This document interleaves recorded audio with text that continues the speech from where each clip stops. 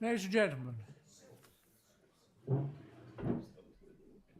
good evening, and welcome to this talk for the Inner Temple History Society. My name is Donald Cryan, I'm the chairman of the society. This is the penultimate talk in an informal series about the inn itself and its personalities and certain functions of the inn. The next talk is going to be given by the sub-treasurer. There'll be more details of that published fairly soon. This evening, we have the great pleasure of welcoming two of our own, as it were. The speakers are, I'm told, going to do a duet, but sadly not to music. We have the distinguished immediate past master of the library, Sally Smith, QC. Sally is something of a Renaissance woman in that, having built up an extremely renowned practice in medical law, she then decided she wanted to write a book about Marshall Hall. And Marshall Hall, as most of you will know, was probably the most famous advocate of his time. I think almost undoubtedly the famous advocate of his time, maybe one of the most famous advocates of all time. And he was a member of this inn. Sally's book has been enormously well received and is much praised by all who've had the opportunity to read it. Her time as master of the library was one of great upheaval, because she had to sit at the table whilst Project Pegasus was being organised, and she did that with great tact, and the library has benefited enormously from her input in that regard.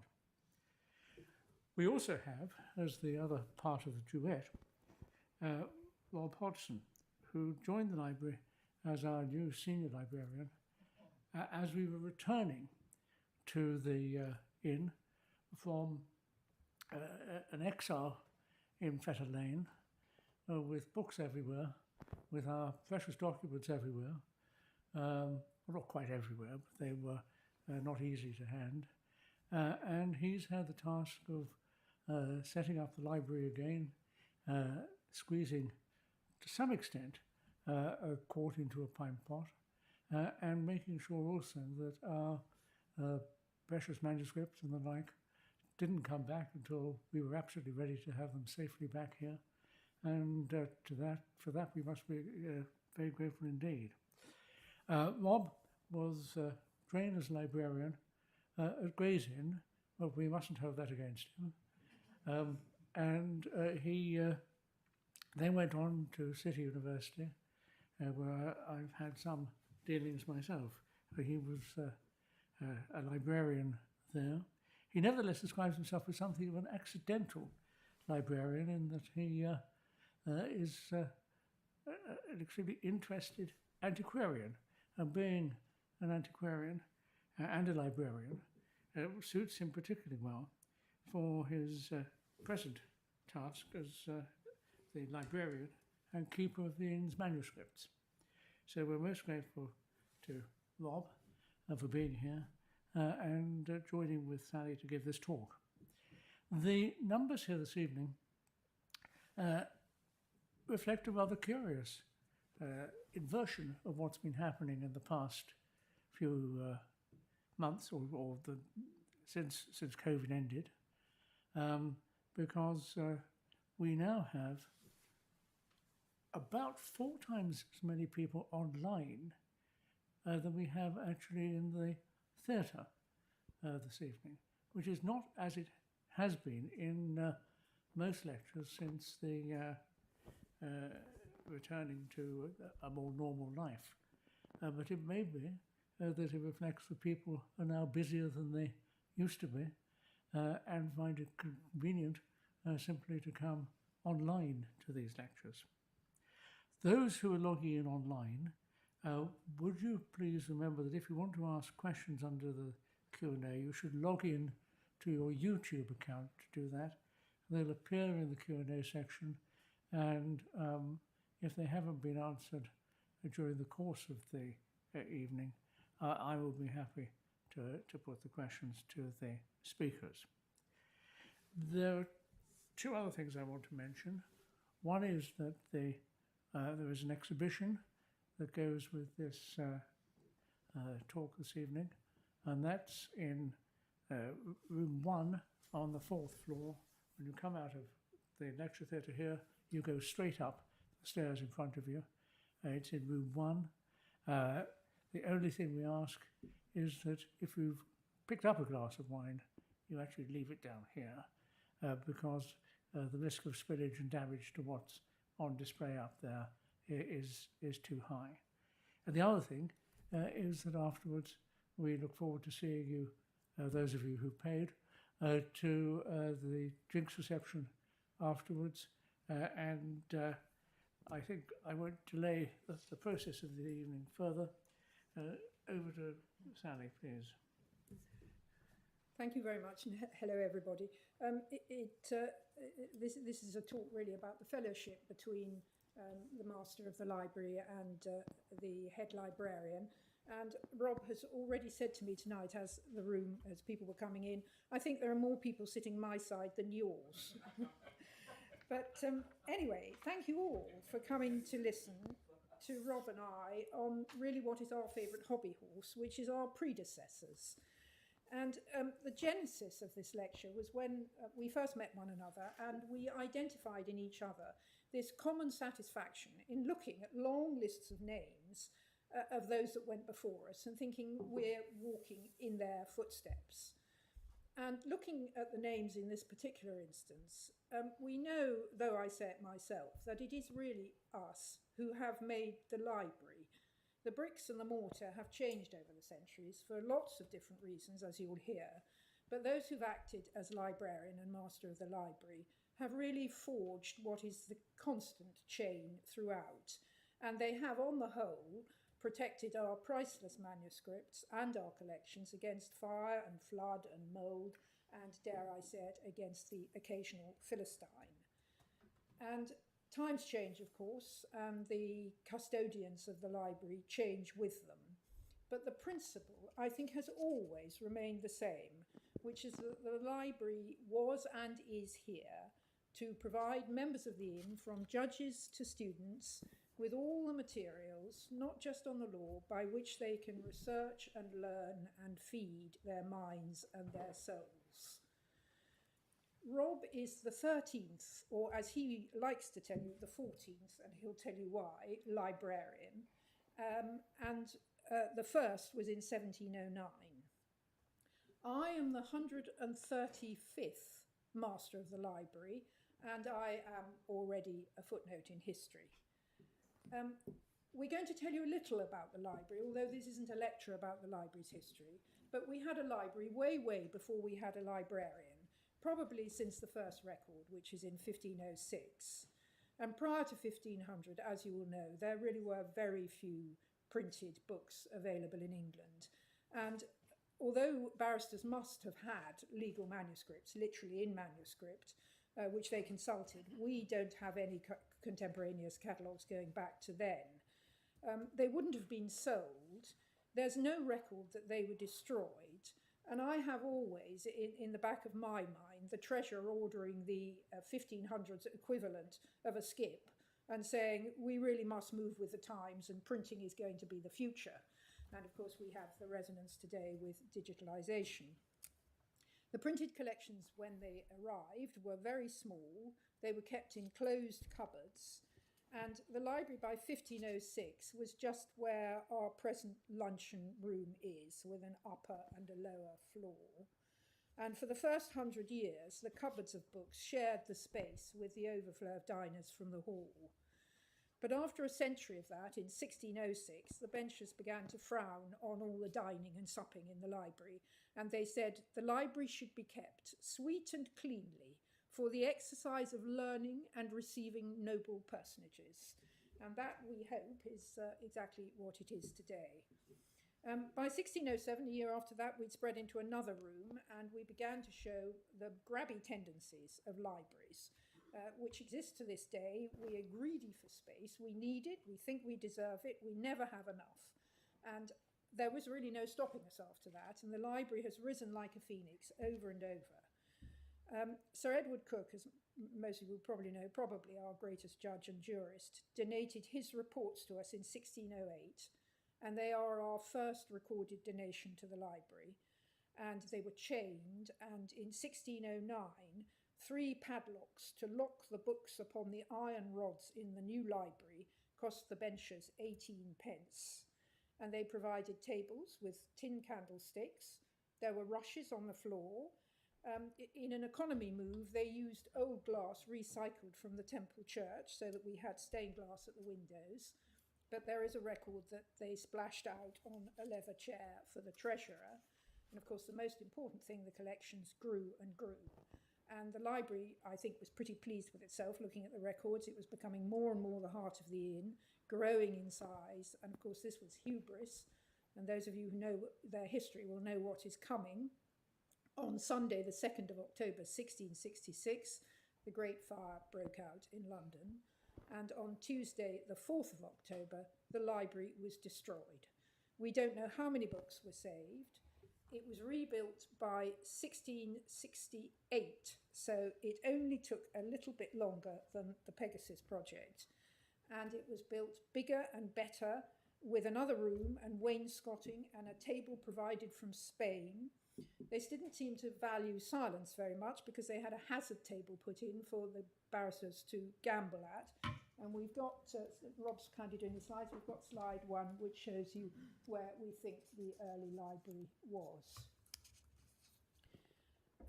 11 years after that, in 1679, fire broke out in the Middle Temple. And you will know this story, which is probably apocryphal, that the Thames was frozen and reputedly beer from the cellars was used to try and put it out. But what really prevented it spreading was the inner temple library being emptied and blown up with gunpowder. And that action was described by a contemporaneous diarist, Roger North, as overzealous, which seems a little bit ungrateful, but we'll put it down to the fact that he was a Middle Templar. And this time, I see we've got Richard Snowden in the audience, it was rebuilt in a year, so faster than the Pegasus project all that time ago. But it was still this topsy-turvy place, gambling, wine, suppers, books, no catalogue, no library keeper, no rules, no insurance, amazingly, for another 40 years. The horse had bolted twice by then, and in the end, the Sun Fire Insurance Fire Office were asked to insure it. And then at last, the defining moment was 1707, and as many will know, William Pettit, the treasurer, had been keeper of the records at the Tower of London, and he offered his great collection of manuscripts and a sum of money to build a library to house them. And I think that was what persuaded the benchers as custodians of what was a priceless collection, that a serious rethink was needed. And we have that collection intact to this day. And a new library was built for it in 1709 with the 2 former rooms that you can see there and a big handsome one as well.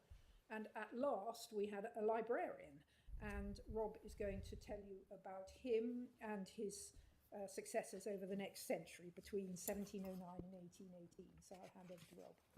Thank you. So following the receipt of the Pettit bequest, the bench has elected a librarian, an enter represented by a signature.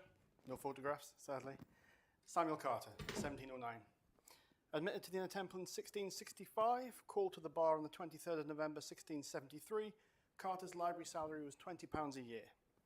Unfortunately, the historical record is not flattering. Carter was a law reporter prior to taking up the role of librarian, and he was described as an aged and impecunious barrister. His nominate report volume described as but an inaccurate volume, about which Lord Holt said, he did not know that Carter, nor would allow that report for any authority. Perhaps not a trailblazer in the eyes of his legal peers, Carter's remembered here as the first person to work on William Pettit's books and manuscripts. By 1713, he'd produced a catalogue of the books in the library, and although he died before it was complete, his is the earliest surviving catalogue of the Inner Temple Library, the first page of which you can see on the slide. It contains lists of books, unsurprisingly, theological, historical, philosophical, but law is singled out for special treatment. Carter notes he's made an alphabet of the law books, and thus librarianship story in the temple begins.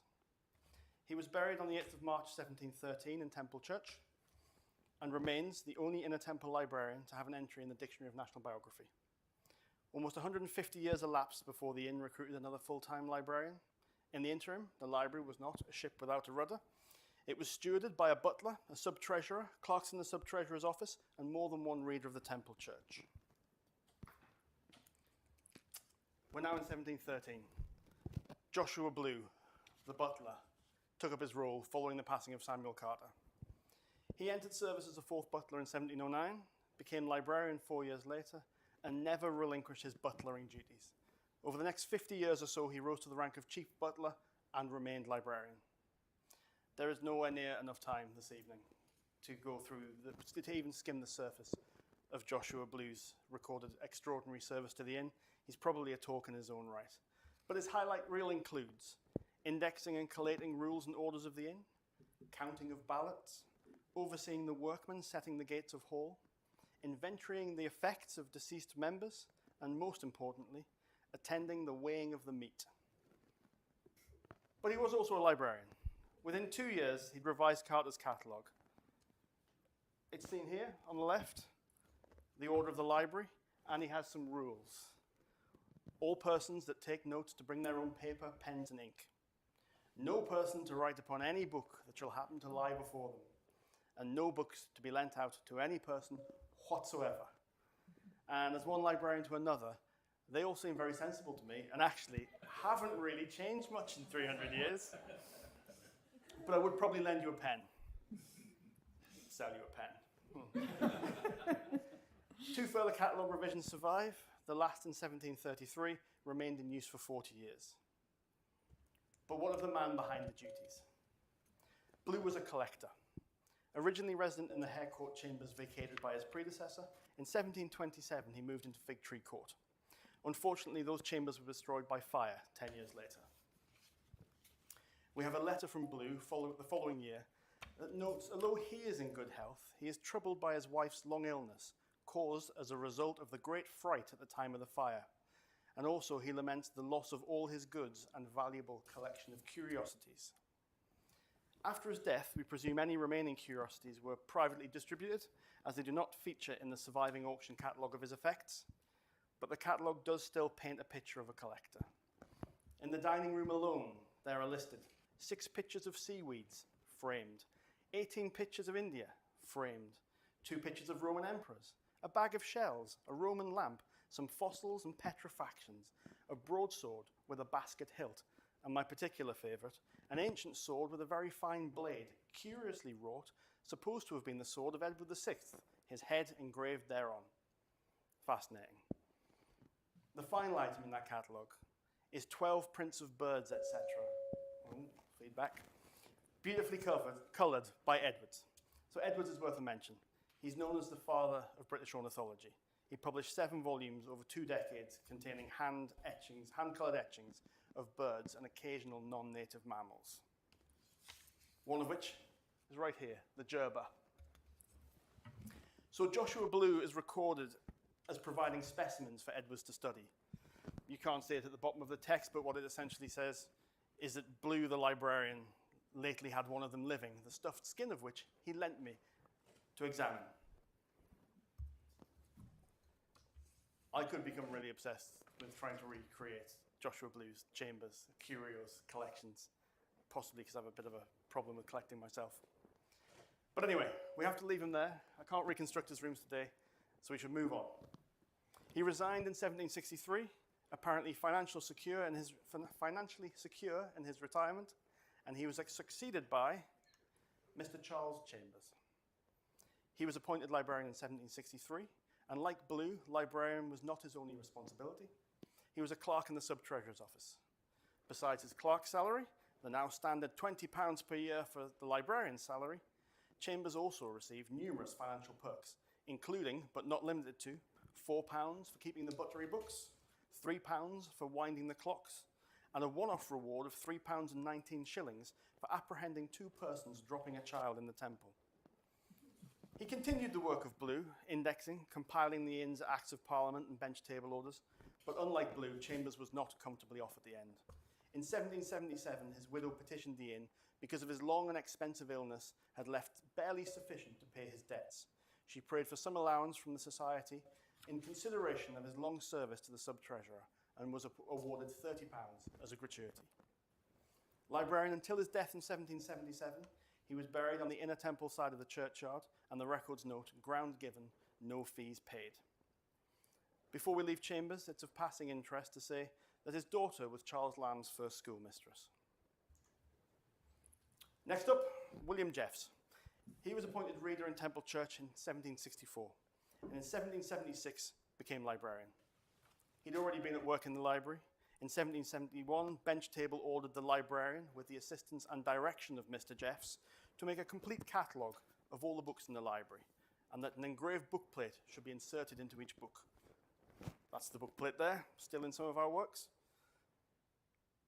2 copies of the catalogue remain from 1773, one clearly a working draft, quite full of scribbles, and one very much more formal, elegant affair.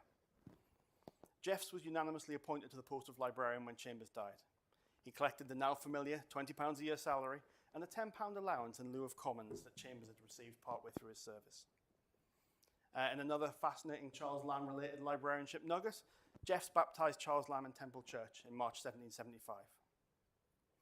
Jeff died in post in 1783, and there was serious consideration at Bench Table as to whether there shall be any librarian in the future.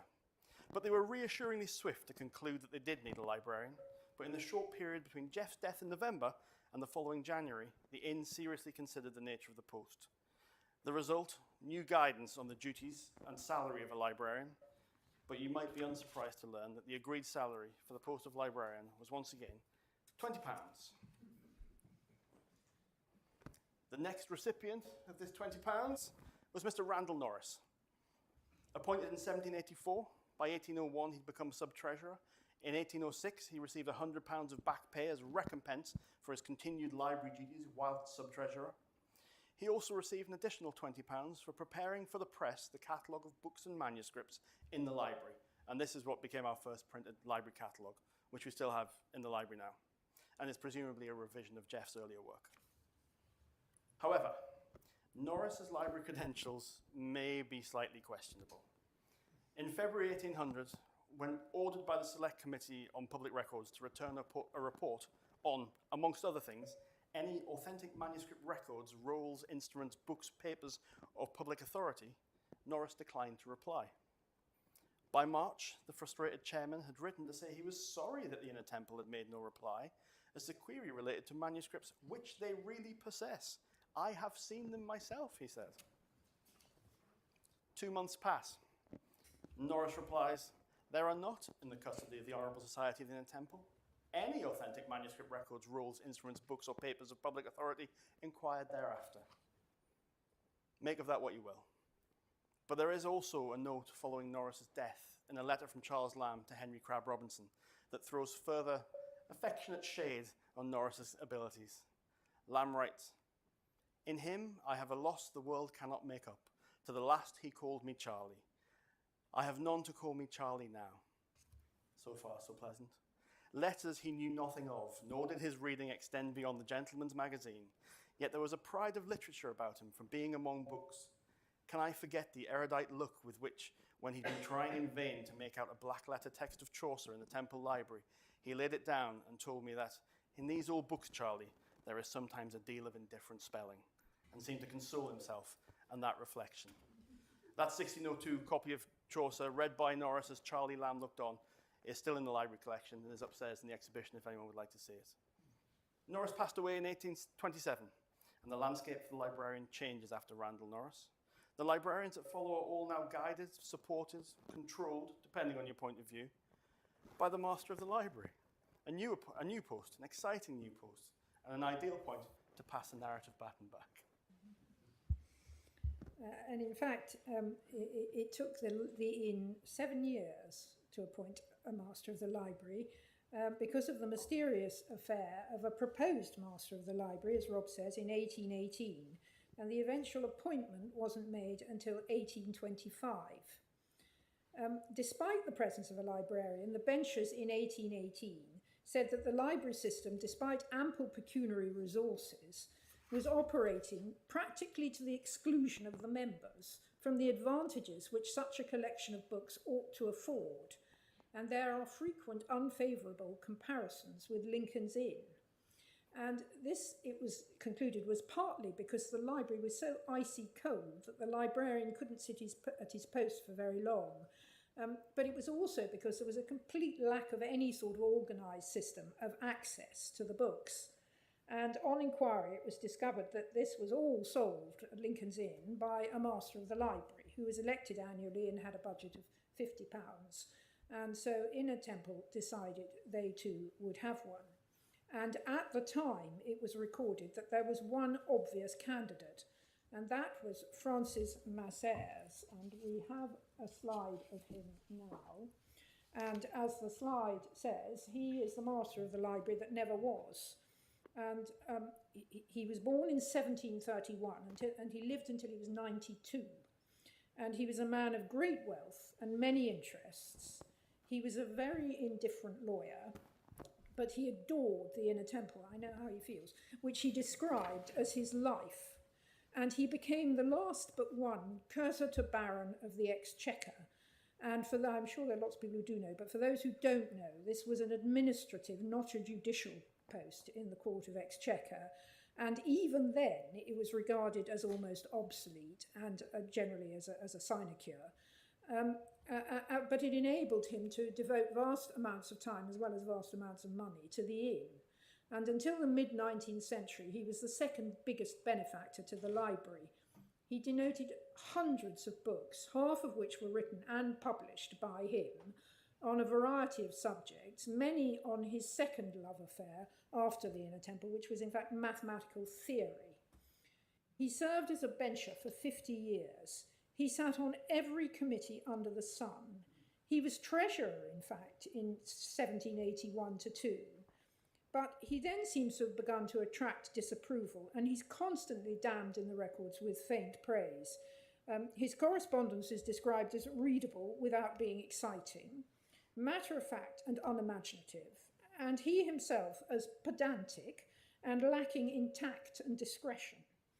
And he was made a bencher with the greatest reluctance because cursor to Baron was technically next in precedence to the treasurer, and the inn simply wasn't having that. And there was a snooty note which set his rank at the table and in all other respects according to his time of call to the bench and not otherwise. And on the same day, they said that in the future, no Baron of the Exchequer was to be made a bencher for that reason alone. Ultimately, when he was 84, they did relent and reinstate him as being second in precedence, so he had that comfort. He was an extreme eccentric. He was a bachelor. He dressed all his life in the costume of King George II with a three-cornered wig and a hat and wig and ruffles. And as I say, he had a passion for the library, and he was the obvious master of the library, despite the fact that he had a rather Biden-esque 83 years under his belt when the first master of the library was to be appointed. But the benchers simply were not having it, and anyone who has sat, as I have, on the executive committee will know that they are quite good at kicking the can down the road. And you can see it coming off the pages. It says, on the 14th of April 1818, the following Friday was appointed to choose the master of the library. And then the next, it says, the matter was then postponed until the following Tuesday. And then it says, this matter is to be put back for reconsideration on the 1st of May. And on that day, they came clean and said the whole thing's going to be rescinded after a fortnight of considerable disagreement amongst the benchers. And it wasn't raised again until 1825, and I suspect it's no coincidence that Massairs died in 1824. And he bequeathed another 500 books to the library. So the poor man never got to be master of the library, despite devotion and generosity and wanting it so badly, and everyone was thinking he was going to be. So I reinstated him tonight. But the first official master of the library was Sir John Gurney. And as I say, he was appointed in 1825. In contrast, he was a most clever lawyer. He had a practice which I think we now describe as human rights, because he defended a series of sort of high-profile cases against radical publishers and activists for seditious libel and treason. And he married the daughter of William Hawes, who was a very great physician and philanthropist of the time. So it makes it all the more curious that he became known as a very harsh, though independent judge. And I'm afraid he is now known for little else than the fact that he was the last judge in 1843 to sentence to hang 2 men, consenting adults, for homosexual acts in a private room. The committing magistrate at the time pleaded for mercy for them. Charles Dickens wrote the case up, but both were hanged, and they were only pardoned under the Alan Turing law in 2017. And I tell this story because I think it is a reflection of what we're talking about tonight, in fact. This man shared many experiences with me. He chaired the library committee. He signed the minutes every quarter. No doubt he cursed about meetings taking place when he was busy. When he looked out of the library windows, he saw the garden that I see. But he was also the man whose mindset personally was such that he could do this, but also lived in times that made him possible for him to do it. And as I said, it's a sobering thought, because one wonders, what will the future say of us? But we must move on back to the librarians of this same early period, and Rob is going to talk to you about the librarians from then, 1825 with the first master of the library, to the outbreak of the Second World War in 1939. So over to you, Rob. My next section starts with a tall, well-made figure with a fine, expressive countenance, with fine taste, a correct ear, and an expressive, though not very powerful voice. And his name was the Reverend William Henry Rowlatt, one of the few librarians from the past that I have a picture of. He was called to the bar in 1804. By 1810, he'd quit London for a country life, farming near Uxbridge. Unfortunately, in 1812, his father lost his ample fortune through what was described as the criminality of others, and every member of the family faced ruinous consequences. It's against this backdrop in 1814 that our not yet librarian took holy orders. In 1818, he gave up his unproductive farm, moved to London, and became librarian at the Inner Temple. Within 2 years, he became reader of the Temple Church. He's credited with initiating many overdue improvements in his tenure of office, improvements in lighting, cleaning, opening hours, opening in the evening, quite radical, benchmarking against other inns' practice, created 2 new print catalogues, and finally, most importantly, a pay rise. £100 annually, increasing to £150 by 1838. On the surface, librarianship seems to have suited Rowlatt. He didn't retire for another 38 years, but digging a little deeper reveals an unhappiness. In 1834, the Lord Chancellor presented to Rowlatt the living of St. Bride's, Fleet Street, but his obituary records that he was prevented from enjoying it by a series of transactions literally singular in the history of the church patronage. Rowlatt's supporters believed that the living was illegally bestowed upon another preacher, perhaps at the behest of the Bishop of London. Now, the intricacies of this affair are not for this talk, but anyone who is interested can read it in his self-published, printed but not for sale, pamphlet, Church Patronage, the case of the Reverend W.H. Rowlatt with respect to the living of St. Bride's, 1835. Sadly, we don't have a copy, but Middle Temple do if you're desperate. By 1825, there were rules aplenty, and the committee began to flex its muscle. And despite a petition in 1829 to scrap the rule that books could only be taken down by the librarian, the rule was still in place by 1833. Committee concluding it was a perfectly acceptable practice, and as per the British Museum. Hear, hear.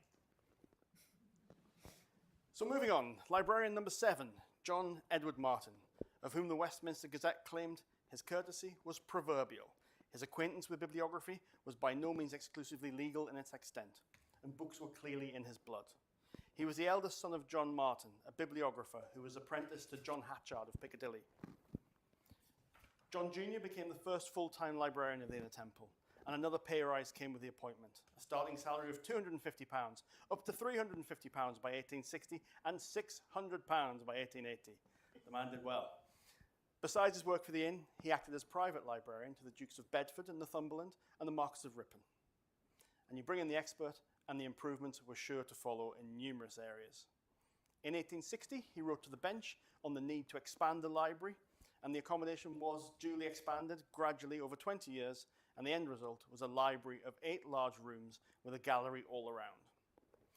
Outside of the inn's records, he appears giving corroborative evidence before Commissioner Kerr in the case of an Inner Temple barrister accused of stealing a book from the library, feloniously receiving the book with a guilty knowledge and selling it for 10 shillings. Would-be library thieves take note. The sentence, imprisoned for hard labour for 6 months. The rules are still the same. The Abergavenny Chronicle records that Mr. Martin was the refuge of the distressed barrister, presumably with the exception of the book thief, and it continued that there were few indeed of legal points, however obscure, which he could not at once name the works which had to be consulted. He was a librarian in post when Princess Louise reopened the new hall and library, as we see on the slide. A lot of ferns in the library, not really my style. Now librarian number 8, John Edward Latton Pickering, sub-librarian from 1869 before being appointed to replace Martin in 1883. Seen here on the slide alongside an image of the library as it was in his time. He was described much later by a sub-treasurer in response to a genealogical inquiry. Mr. Pickering was a typical Victorian figure, very upright in carriage, austere in manner, possessed of the highest moral principles. He was also not an easy man to get on with. On the evidence of the catalogue, which he helped to prepare, he was obviously an excellent librarian. A glowing character reference. Although there are 2 family history researchers online whose output suggests that there may be a whiff of scandal here relating to a not entirely legal second marriage. But I don't think I should dwell on that. We'll move on to his successor. Pickering was succeeded by Frederick James Snell. According to a contemporary, Snell, the librarian, sat at a desk just by the clock tower, and he had a room where a clutter of old books and manuscripts were kept, which he used for a nap every day after lunch, for about an hour, and then the staff had tea. So that's lovely. And it's as well he resigned in 1939, because his restful sleep in the clock tower would have been shattered a scant 2 years later, when the clock tower was destroyed by enemy action. So return now to the Masters of the Library.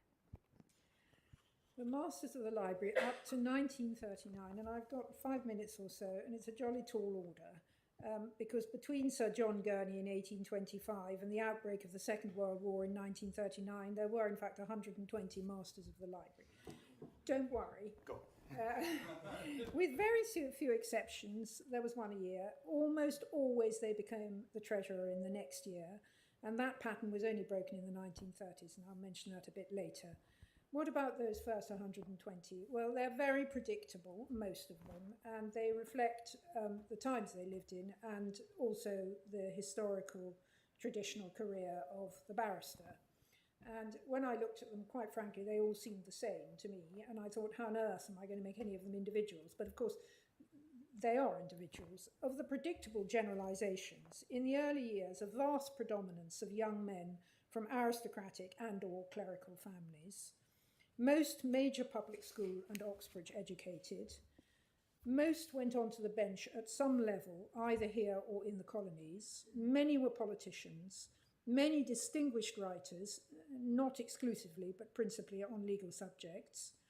On the whole, pretty elderly, taking on the joys of Master of the Library and the distinction of being treasurer at the end of long careers. And of course, it goes without saying, all men. But amongst them all, there was in reality, of course, so much more, and I can't go through them all, but I found a close friend of Lord Byron's. I found a Shakespearean scholar and the nephew of Sarah Siddons. I found a judge whose family owned the largest slave plantations in Jamaica and who, as Chief Justice in Calcutta, was instrumental in setting up the Hindu College, which is a state institution to advance Hindu education and exists to this day. I found a best-selling author, Samuel Warren, really best-selling in both the US and Europe, with a satirical novel in 3 volumes entitled 10,000 a Year. And if you go to the exhibition afterwards, you'll see it. And it's really, we've got the original manuscript. I found 3 or 4 first-class cricketers. I found the man who became England's first DPP in 1880.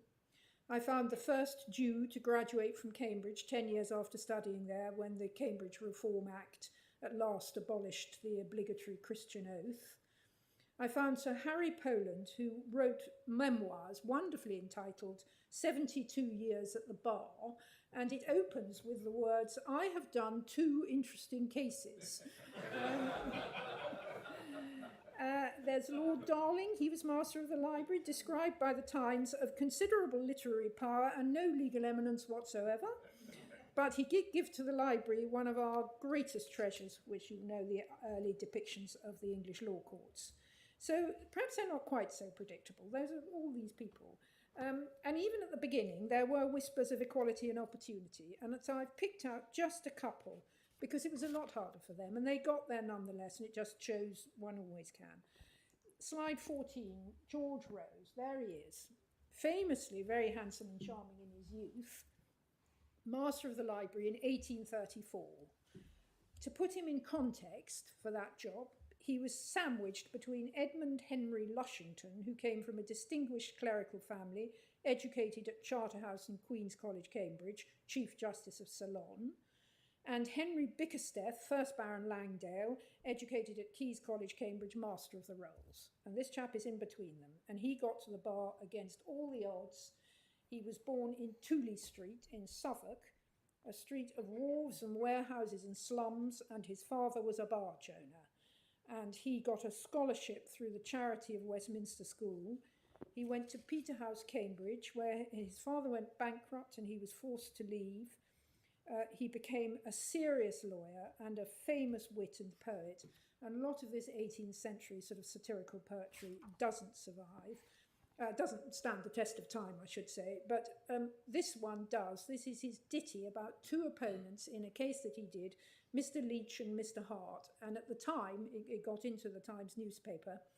Mr. Leach made a speech, angry, neat, and wrong. Mr. Hart, on the other part, was right, but dull and long. So we've all had a Leach and a Hart against us, so I'm not sure which is worse. But he was obviously jolly canny as well as being handsome and charming, because he became a master in Chancery just before the roll was abolished, and he retired for life on an enormous salary of £2,500 a year, and as a consequence much enjoyed his time as Master of the Library. And he wasn't the only one either. If we can go on, Sir Frederick Pollock, of course, a very, very famous name, Pollock in the law.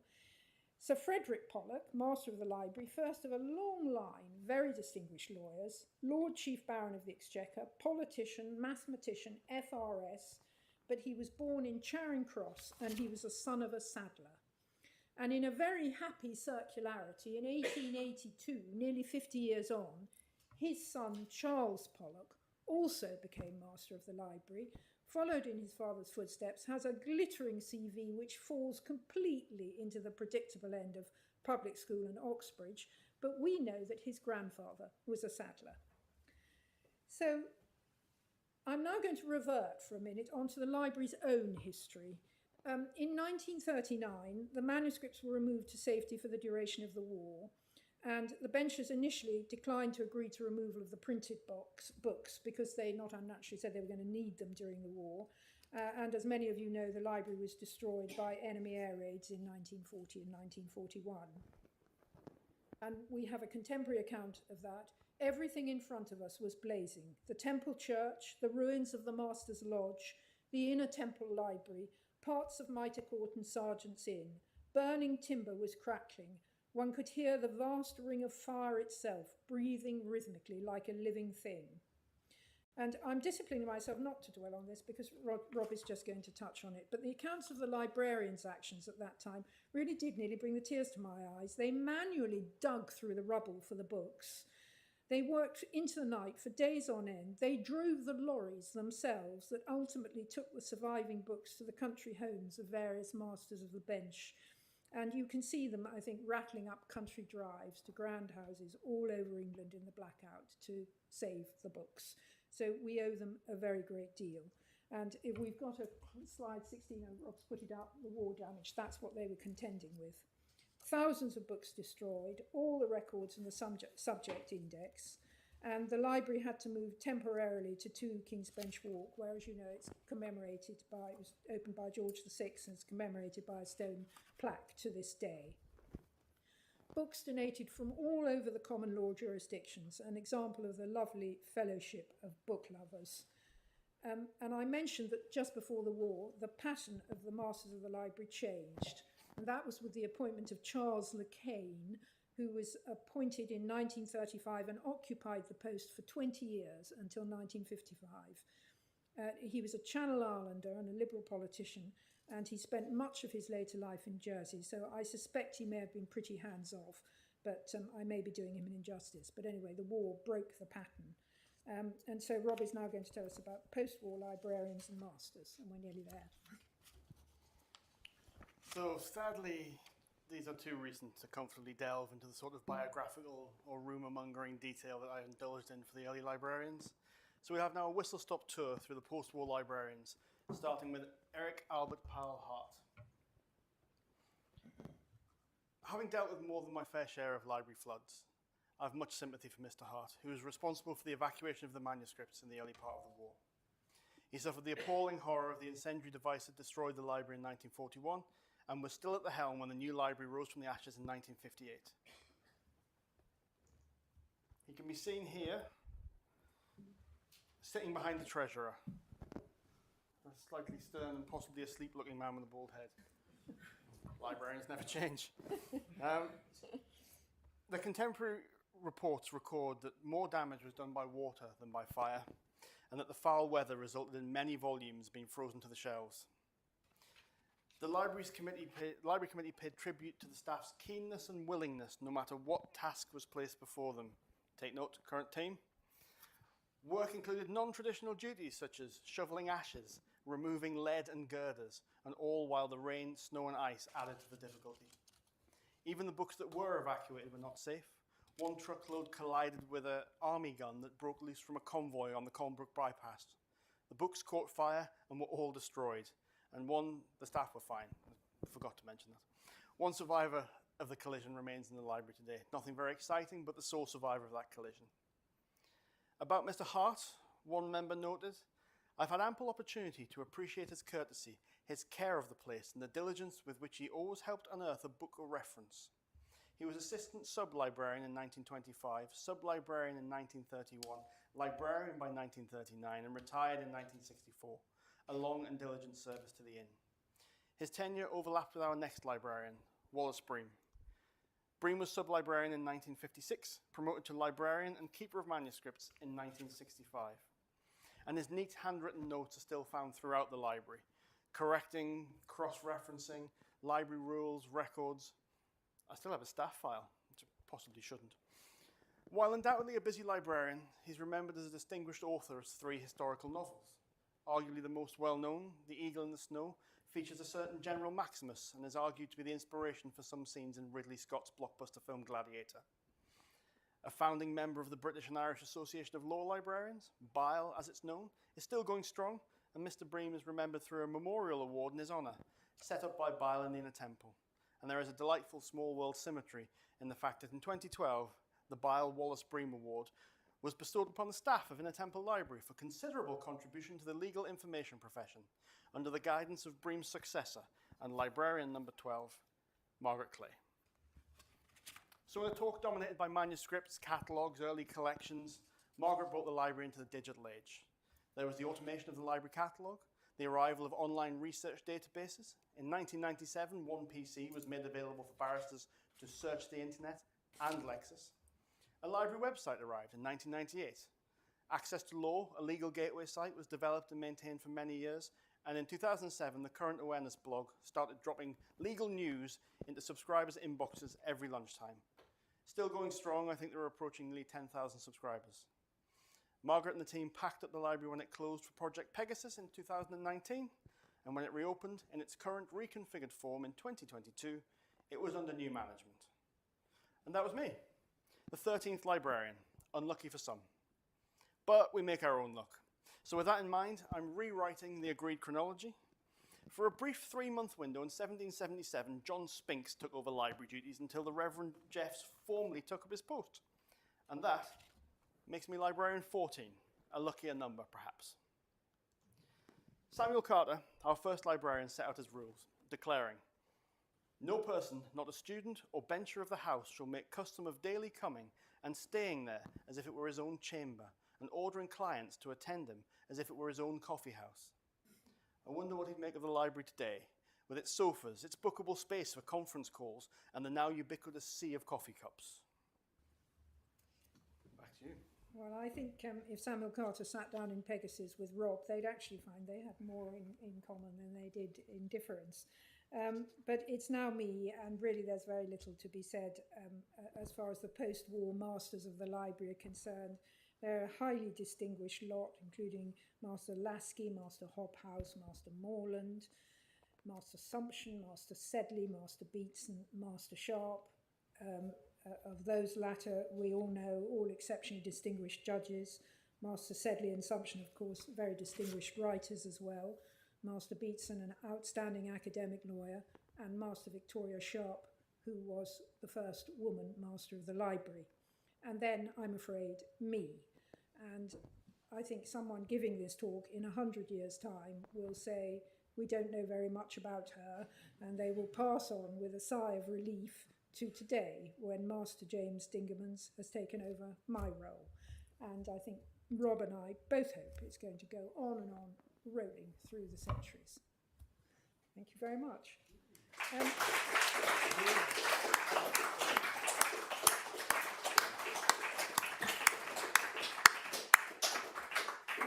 don't forget the exhibition, because there's some very charming things in it. So. Well, thank you very much for that extraordinary tour de force. It was fascinating to listen to the symmetry between the masters and library and the librarians themselves. Question time. Do we have anybody who wants to ask a question? Well, I wonder if I might then use my rights as being in the chair. To my embarrassment, when you were here, not for a very long time, I called on you, and you actually produced the manuscript catalogue of the manuscript documents of the inn. But you thought, and I think Master Baker thinks, that they're not particularly accurate. Are we talking about the 1970s catalogue? Yes. It is arguably riddled with errors, yes. Well, the next question is there any chance that you'll be given the opportunity to do something about it? Or is it unnecessary? I have a library to run. I can't potter around with vanity projects. The more serious answer is that our assistant librarian, Michael, Bream, Margaret, myself, have been hand annotating and correcting this as we go. So there are working librarians' copies that are much more up to date and correct. And every time Master Baker points out an error, it's written in. Excellent, thank you. Can I just mention something spontaneously, which is, Rob touched on Wallace Bream and his novels, but I really do heartily recommend them if you haven't read them. I don't think you got round to them yet, have you, I haven't Rob? read them. No. There's one called The Leopard and the Cliff, which is an absolutely superb novel. I mean, I'm surprised it isn't better known than it is, but he really was a very, very, very accomplished novelist and an interesting man. Yeah. Title again? The one I liked best was The Leopard and the Cliff. He wrote 3, and the other 2 are about Roman centurions. And well, boys might like them, but I found them less interesting. But that one's about the Indian Mutiny and is very interesting. Bream seems fascinating. There's a lot of material that I didn't put in. I didn't have time to verify some of it, but if you weren't a slapdash librarian and just believed Wikipedia straight off, he was a tanner's apprentice. He drove armoured vehicles in the war. He was an East End debt collector, and then he was librarian and keeper of manuscripts. All seems a little dubious, which is why I didn't mention it in the formal talk. But that's what Wikipedia says, and I haven't had a chance to check it yet.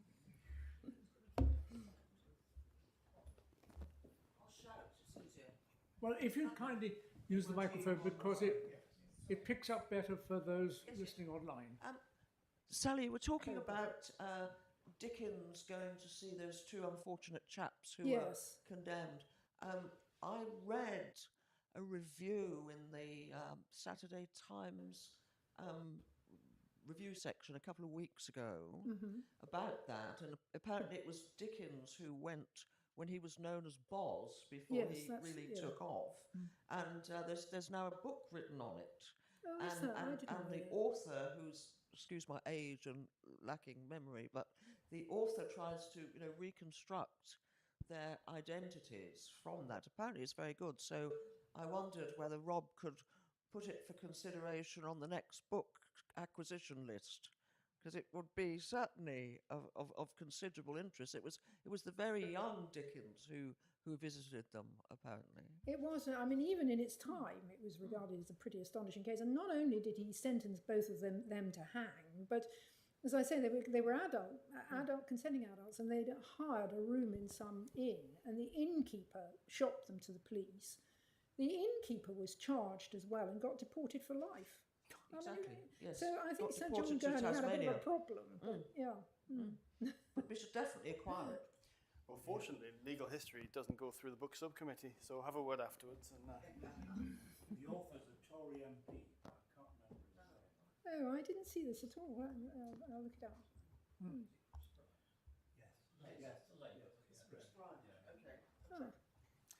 So if I could come in on your expertise on Marshall Hall, he was an extremely generous donor to all aspects of the inn. Did you ever discover whether he was a donor to the library? Yeah, well, the answer to yeah, I mean, as you know, Marshall Hall was a great bon viveur, and he gave a lot in terms of sort of silver and wine, but he was not particularly interested in the law, or I think in the library. But what the library does have is they have, must be 40 volumes of Marshall Hall's own press cuttings, which he collected over a lifetime, which I used for my research. And I mean, it's an extraordinary project, really. From the very first case he was in, he stuck them all in a book. I mean, I don't know what that says about Marshall Hall, but anyway, it's his entire career is in every press cutting the whole way through. And they're very evocative because they've got notes all over them from sort of Marchbanks, who wrote the first biography. But he didn't donate to the library. No, he was too busy. He gave us some wonderful silver, as you know. Oh, yes. Well, I was master of the silver. Oh, so, of course, I forgot that. I'm so sorry. Yes, well, exactly. Yes. But his desk, I think, is also in the library, isn't it? His desk and his umbrella now, yes, are in the foyer of the library. We have his snuff box and the silver, yes. And in archives, they've got some various sort of small bits and pieces of his a table blotter thing off his desk and that kind of stuff. But I think he'd be quite amused that his desk ended up in the library. Well, if there are no further questions, I don't see any online. Then let us adjourn to the wine. And thank you both very, very much indeed. Clearly a massive work has been done. And the important thing about that much work and the way you presented it is that we will now have in perpetuity a chronological record, which was not possible to easily access before. And that is a real contribution to the history of the inn, which these talks for the History Society are aimed to make. So thank you both very much indeed.